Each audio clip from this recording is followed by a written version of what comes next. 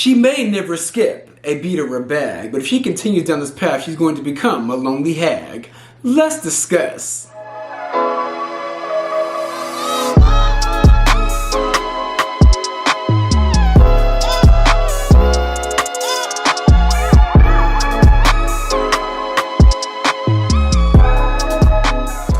Ciao. What's up, y'all? It's your boy Beasley here. Hope you all are staying cool, calm, and collected out there.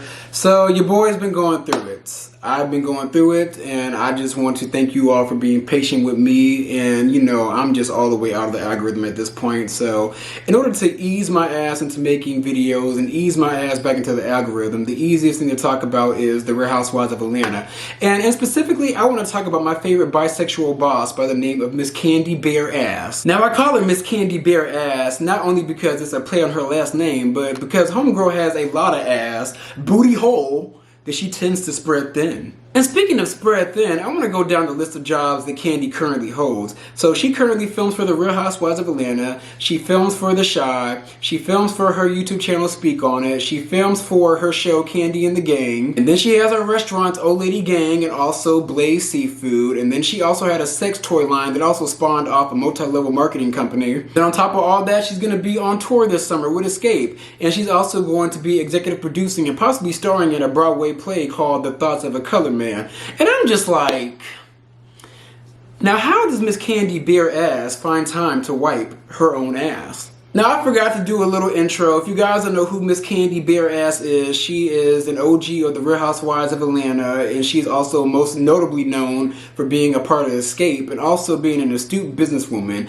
Kandi, I've said time and time again, I look up to Kandi. I think Kandi is amazing. Anything that she touches turns into success. I really fully do want to be like Kandi, but however, I've come to realize that homegirl has spread herself so thin to a point where she does not have time for her family, let alone even herself. I look at that show and I see that Kandi is doing her best to handle everything. You know, she always has like this stone face. She's always just like ready to get in the mud and get the work done. Like Kandi also does have like a team of people that help her. Really, it's just Don Juan and sometimes her husband, which, in my opinion, I feel like Kandi has gotten so deep into work and hustle culture to a point where her marriage is also just another business transaction for her.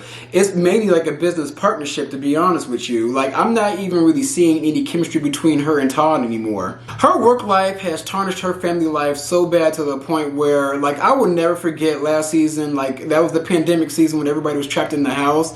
Everybody was in that house just not really getting along, not really connecting with each other. Her and Todd were going through issues. They're having issues in their sex life. They're still having issues in their sex life. And it begs the question with the fact that Kandi is gone sometimes months out of the time, probably like 2 months away. How is this girl's family life going to stay at bay? Now let's keep it real. Her and Todd already had marital issues that they kind of like to sweep under the rug. For most of it, I kind of blame Mama Joyce, to be honest with you, because she still allows her mom to get in between their marriage. And it's kind of sad because Todd is always in a spot where he constantly has to prove himself. Like, he constantly has to, like, work hard and start this business venture, go on this show, start the production of this show. He has to do a lot to prove to not only Mama Joyce, but Kandi as well, that he is viable for her partnership and is on her level. Kandi is so stuck in hustle culture to a point where Todd has to force himself into hustle culture as well. Because, you know, the world still looks at him as a gold digger, basically. Like, Kandi is the sugar mama, you know, taking care of him. Now, y'all, I don't know if Kandi used to be broke in the past or what, but she operates like she is on her last leg of finances. Like, she operates like she just has to constantly open this business, do this venture, do this and do that so she can keep food on the table. When homegirl has made her money, I think she's worth a little over $300 million, if not more than that. I didn't look up her, what do you call it? Like, I didn't look up her net worth, but I will say Kandi Burruss is worth a lot of money.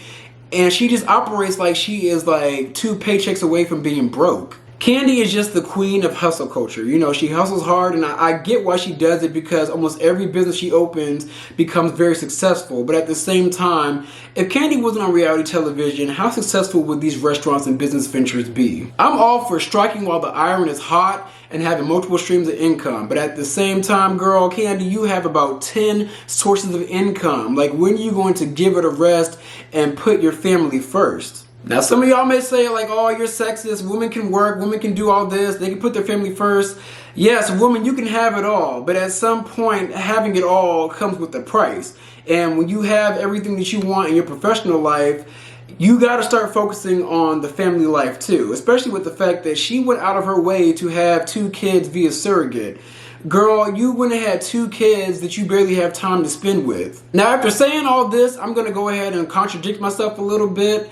I can't fully blame Kandi for operating this way, because this is what the country of America has forced on us. Hustle culture, capitalism. It has forced us into living to work instead of working to live. Now, this may be completely off topic, but I recently started watching this show on Netflix called Emily in Paris. Emily in Paris is about an American white girl that goes over to Paris and kind of like assimilates to their culture while finding love. It's a very cute show. You should check it out. But the show was a little bit of a culture shock to me, because we are the only country that operates like this, putting work first over everything.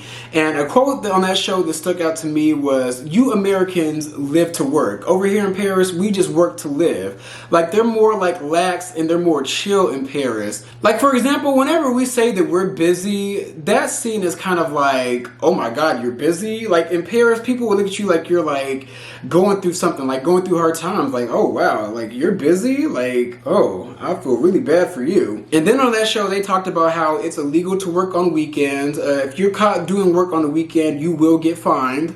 And also in Paris, it's very uncouth to talk about work during like social functions and parties. Like, people will look at you like you're crazy. Like, why are you talking about work? Save that for Monday. And y'all, I thought everything on that show was a myth, but I confirmed it with my coworker who lived in Paris for about over 2 years, and she said, yeah, everything in that show was real. Like, people just do things very differently in Paris. Like, they're more about work-life balance versus Americans. Like, we just have to like chase the bag constantly until we die.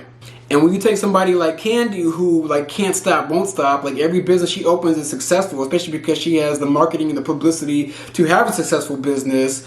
You know, I can't really blame her for continuing, like keeping the ball rolling, like keeping this success rolling in and the money rolling in. But girl, what you're doing is absolute sin, because you are going to lose your family.